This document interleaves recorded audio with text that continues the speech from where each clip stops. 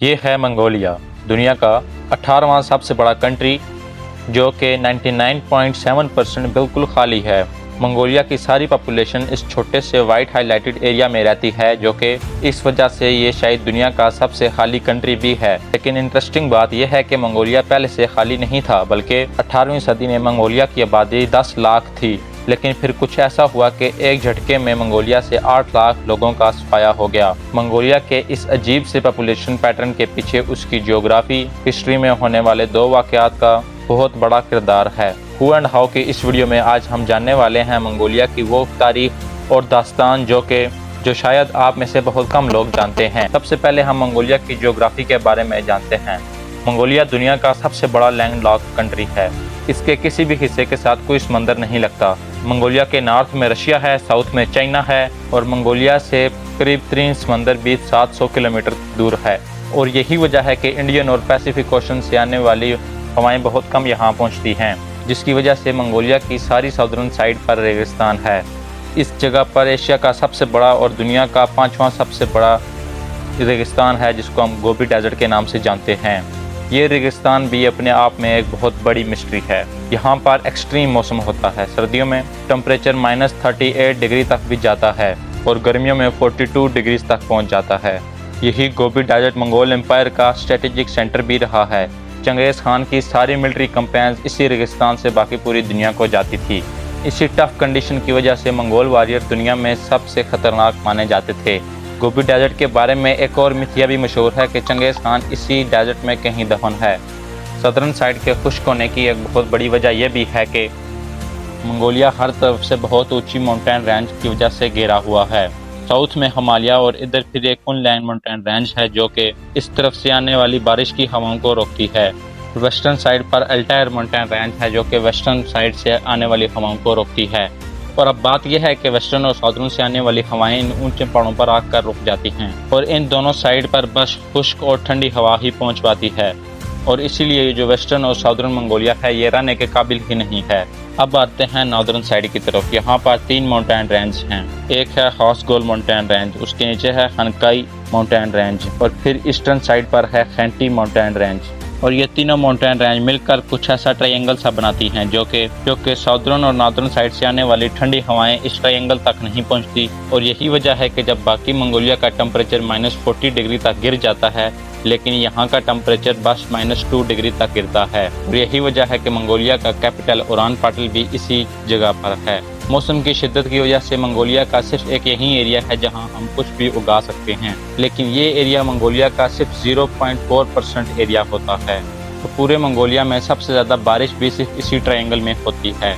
ये सिर्फ 350 मिलीमीटर की बारिश है, जो कि आपको मैप में नॉर्दर्न साइड पर लश ग्रीन जगह दिखेगी। और हैरानगी की बात यह है कि इतनी थोड़ी बारिश की वजह से यहाँ पर इतनी ग्रीनरी कैसे होती है। इसमें एक बार फिर इन 3 माउंटेन रेंज का किरदार है। आपने जियोग्राफी में illusion of the soil mountain वाला कॉन्सेप्ट तो पढ़ा होगा कि जब बारिश होती है तो पहाड़ों पर सारे मिनरल्स उस बारिश के साथ खेतों में आ जाते हैं, जिसकी वजह से नीचे खेत की मिट्टी बहुत ज़्यादा फर्टाइल हो जाती है। ऐसा ही कुछ इन 3 माउंटेन रेंज की वजह से होता है, जिसकी वजह से आपको यहाँ पर लश ग्रीन वैली दिखती है।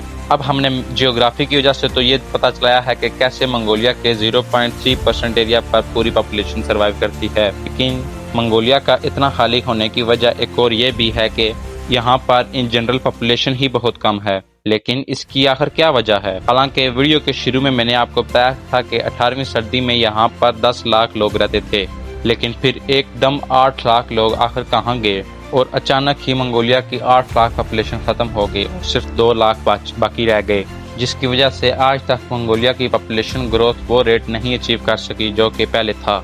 तो आखिर ऐसा हुआ क्या था 18वीं सदी में? ये कहानी शुरू होती है साल 1200 से, जब मंगोलिया कुछ ऐसा दिखता था और यहाँ पर चंगेज़ खान का राज था। ये राज पैसिफिक से कैरेबियन सी और रशिया से तिब्बत तक फैला हुआ था। लेकिन फिर चंगेज़ खान के मरने के बाद ये सारी मंगोल एम्पायर छोटी छोटी रियासतों में बट गई। मंगोल्स पर्शियन वार पर खून खराबा करके थक चुके थे और वो अमन की तलाश में थे। और ये वही टाइम था जब बुद्धिज़्म इधर इंडिया से फैलता हुआ इधर सेंट्रल एशिया की तरफ आ रहा था। बहुत सारी मंगोल्स एम्पायर बुद्धिज़्म से इम्प्रेस होकर उन्हें तस्लीम करती गई। आज का मंगोलिया जो उस वक्त जंघाल डायनेस्टी के कंट्रोल में था वो भी बुद्धिज़्म की लपेट में आ गया।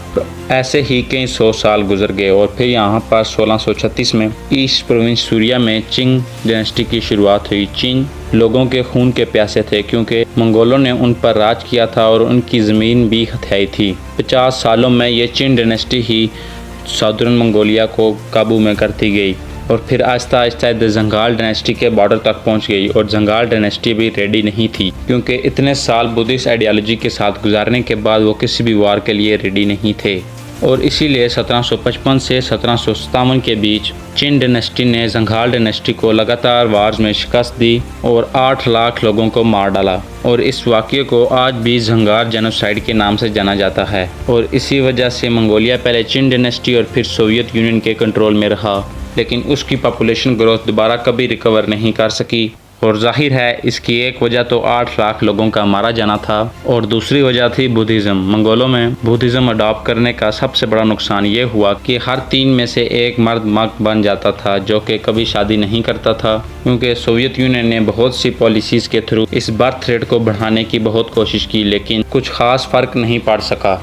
और फिर वर्ल्ड वार 2 के बाद मंगोलिया का बर्थ रेट सोवियत यूनियन के प्लान्स की वजह से काफ़ी हद तक बढ़ा, लेकिन फिर भी कुछ ख़ास फ़र्क नहीं पड़ सका।